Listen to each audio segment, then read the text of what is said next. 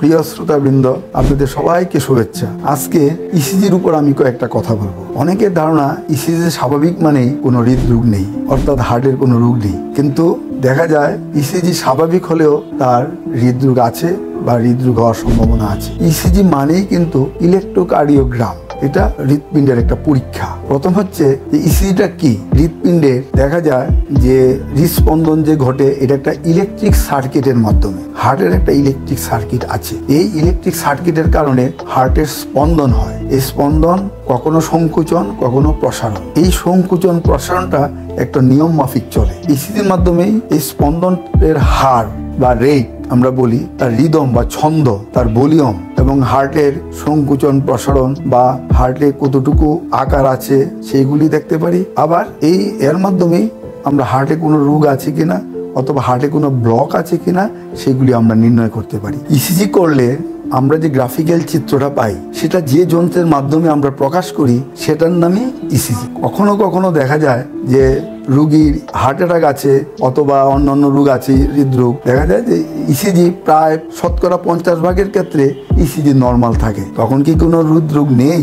অবশ্যই আছে। ECG normal থাকলেও আমরা এর বিবেচনায় নিতে হবে। যেমন ধরুন একজন রোগীর আপনি ইসিজি করলেন, ইসিজি দেখলেন নর্মাল, কিন্তু রোগী আপনার কাছে বুকে প্রচন্ড ব্যথা অথবা তীব্র ব্যথা বলি আমরা, বুকে মারাত্মক চাপ, রোগী অসহ্য যন্ত্রণায় প্রচুর ঘামছে, কিন্তু ইসিজি নর্মাল, কিন্তু সেক্ষেত্রে আপনার বিবেচনায় নিতে হবে। তারপর আসুন রোগী ইসিজি নর্মাল কিন্তু দেখা গেল তার রোগী আমরা বলি সাইলেন্ট অ্যাটাক, রোগী ইসিজিতে ধরা পড়লো না কিন্তু তার হার্ট অ্যাটাক হয়ে গেল। এই ক্ষেত্রে আপনার বিবেচনায় নিতে হবে। বিশেষ করে দেখা যায় যারা ডায়াবেটিসে ভুগে তাদের ক্ষেত্রে কিন্তু হার্টের ব্যথা কম থাকে, তত তীব্র হয় না। সেই ক্ষেত্রে দেখা যায় আমাদের বিবেচনায় নিতেই হবে। তারপরে আসুন ধরেন রুগী দেখবেন যে কখনো হাঁটাহাঁটি করছে, হাঁটতে গেলেই রুগীর বুকে ব্যথা ওঠে, কিন্তু আবার রুগী যখন বিশ্রাম করে তখন কিন্তু সেই ব্যথা থাকে না। আপনি যদি এর মাঝখানে ইসিজি করেন এসে, তখন দেখবেন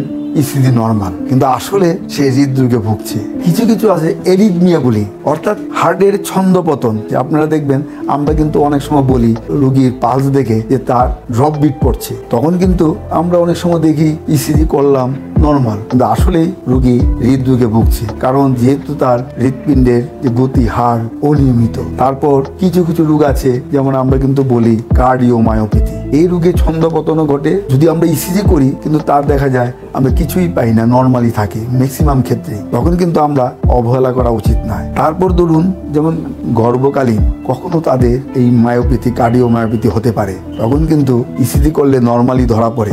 ইসিজি যদি নর্মাল পায় তাই রুগীকে কখনো অবহেলা করতে নেই। তাই আমাদের কিছু করণীয় হচ্ছে, যদি রুগী সেই বুক ব্যথা, ধরপড় বা বুকে কষ্ট, শ্বাসকষ্ট এগুলো নিয়ে আসে, অবশ্যই রুগীকে আমাদের কাছে রাখতে হবে, পর্যবেক্ষণে রেখে। ইসিজি নর্মাল, কিন্তু আমাদের পরবর্তী পদক্ষেপ তো আছেই। পর্যবেক্ষণে দেখা গেল ইসিজি নর্মাল থাকলেও আমরা পরবর্তীতে ইটিটি করতে পারি, অথবা আমরা ইকো করতে পারি, অথবা তো একটা রক্ত পরীক্ষা আছে এনজাইম, যাকে আমরা বলি ট্রোপোনিন পরীক্ষা, ওটা দেখা গেল তার পজিটিভ, তখন কিন্তু অবশ্যই আমাদের গুরুত্ব সহকারে রোগী বিবেচনা করতে হবে যে তার হৃদরোগ আছে। তাই ইসিজি নর্মাল থাকুক বা নাই থাকুক, আমাদের রোগীর উপসর্গ দেখে যদি উপসর্গগুলি সে বলে, তখন আমাদেরকে বিবেচনায় আনতেই হবে। কারণ পৃথিবীতে আমরা জানি যে যারা হৃদরোগে আক্রান্ত তাদের 50% ক্ষেত্রে ইসিজি নর্মাল থাকে। তাই বলে কি আমি বলবো না যে রোগী হৃদরোগে আক্রান্ত নয়? অবশ্যই আক্রান্ত। তাই আমি আজকে এই বলেই শেষ করছি। আপনাদের সবাইকে ধন্যবাদ।